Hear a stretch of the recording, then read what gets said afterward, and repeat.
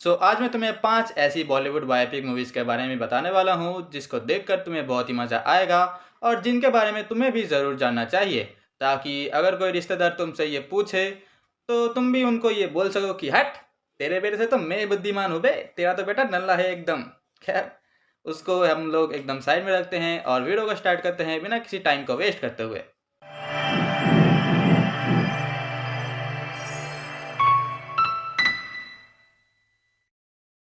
शुरू करते हैं हमारे लिस्ट के 5वें नंबर मूवी को लेकर, जिसका नाम है दंगल। जहां पर ये कहानी बेस्ड है महावीर सिंह के ऊपर और उनकी दो बेटी गीता और बबीता के ऊपर, जिनका रोल निभाया है आमिर खान, फातिमा सना शेख एंड सानिया मल्होत्रा ने। महावीर सिंह बिलोंग करते हैं हरियाणा से, जहां पर वो एक रेसलर, सीनियर ओलंपिक कोच और एक पॉलिटिशियन भी रह चुके हैं। और उनको द्रोणाचार्य अवार्ड भी मिल चुका है फॉर रेसलिंग, और उन्होंने खुद अपनी दोनों बेटियों को भी ट्रेन किया है। एंड मूवी में भी तुम इसी जर्नी को कंटिन्यू होते हुए देखोगे कि श्री महावीर सिंह ने कैसे अपनी दोनों बेटियों को रेसलिंग के लिए तैयार किया, उनको कैसे ट्रेन वगैरह किया। एंड लोगों के लाख बुराइयां करने के बाद भी वो अपने जिद पर अड़े रहे और उन्होंने अपनी दोनों बेटियों को ही एक अच्छे मुकाम पर पहुंचा दिया। एंड यहाँ पर मेरा एक फेवरेट सीन भी है, जहाँ पर श्री महावीर सिंह को एक कमरे में बंद कर दिया जाता है ताकि वो अपनी बेटी की मदद ना कर सके, पर फिर भी उनकी बेटी उनकी बड़ी बेटी वो उस फाइनल मैच को जीतती है। एंड जब वो नेशनल एंथम बजता है तो आहा, मज़ा आ जाता है मेरे भाई।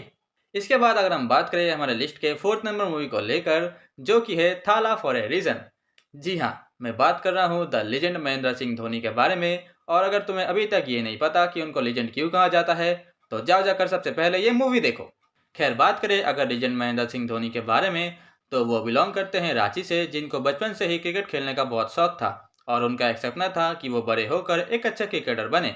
और हम सबकी ज़िंदगी सेम तरीके से नहीं चलती, हमें कभी अपने फाइनेंशियल प्रॉब्लम्स रोक लेती है, तो कभी हमारे पेरेंट्स। एंड इस मूवी में भी तुम इसी चीज़ को देखोगे कि एट ए टाइम धोनी ने भी अपने फैमिली के प्रेशर में आकर रेलवे में टीटी की जॉब की है, पर वहाँ पर भी मान लो कुछ ऐसे लोग थे जिन्होंने उनका सपोर्ट किया, तब जाकर के उन्होंने अपने सपनों को फिर से चेस करना शुरू किया।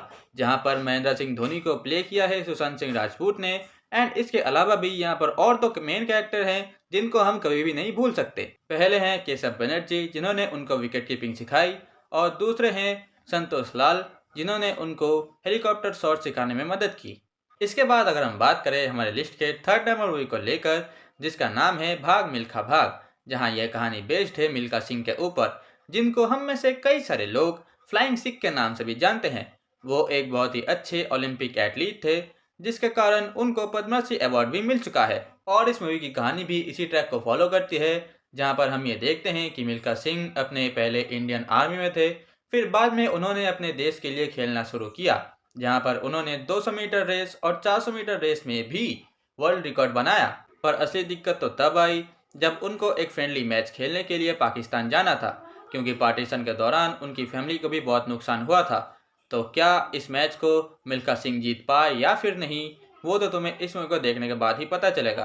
एंड इस मूवी में मेरे भाई थोड़ी सी 18 प्लस सीन्स है, मान लो 3 या फिर 4 18 प्लस सीन्स होंगे, तो थोड़ा सा ध्यान में रख के इस मूवी को देखना।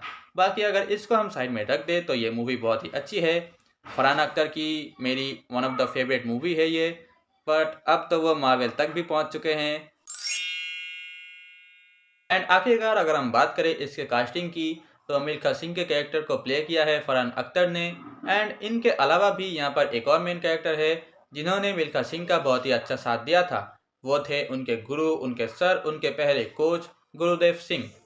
इसके बाद अगर हम बात करें हमारे लिस्ट के 2nd नंबर मूवी को लेकर, जिसका नाम है रॉकेटरी द नंबी इफेक्ट, जहाँ पर ये कहानी बेस्ड है डॉक्टर नंबी नारायणन के ऊपर, जिन्होंने अपनी बेजान मेहनत से भारत के लिए चंद्रयान और मंगलयान के सफ़र को बहुत ही आसान कर दिया था।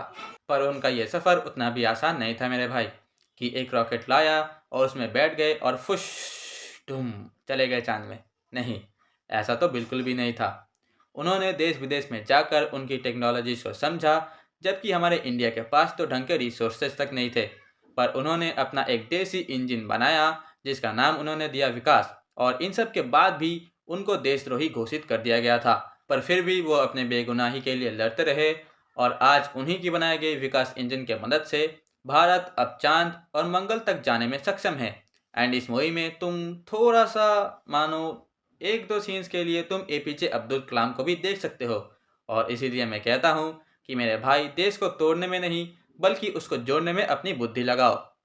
खैर, इसके बाद अगर हम बात करें हमारे लिस्ट के पहले नंबर मूवी को लेकर, जिसका नाम है 12 फेल, जहां ये कहानी बेस्ड है आईपीएस ऑफिसर मनोज कुमार शर्मा के बारे में, जो कि बिलोंग करते हैं एक बहुत ही छोटे गांव से। पर एक दिन सडनली उनकी मुलाकात होती है डीएसपी दुष्यंत सिंह से, जिसके बाद वो ये ठान लेते हैं कि उनको भी अब दुष्यंत सिंह जैसा बनना है। और फिर क्या, वो निकल पड़े इन सब की परीक्षा के लिए।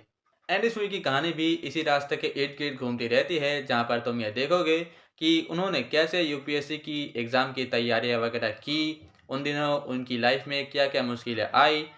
वो एक तरफ यूपीएससी की तैयारियां कर रहे थे और एक तरफ काम कर रहे थे ताकि वो अपनी फैमिली को भी पैसे भेज सके। एंड उनकी लव लाइफ के बारे में भी तुम थोड़ा सा जानोगे। और यहाँ पर तुम ये देखोगे कि उनके दोस्तों ने उनकी कैसी मदद की, जहाँ पर सबसे बड़ा हाथ था गौरी भैया का। और कुछ लोग तो ये भी कह रहे थे कि ये कैरेक्टर असली नहीं था। ये सच है क्या?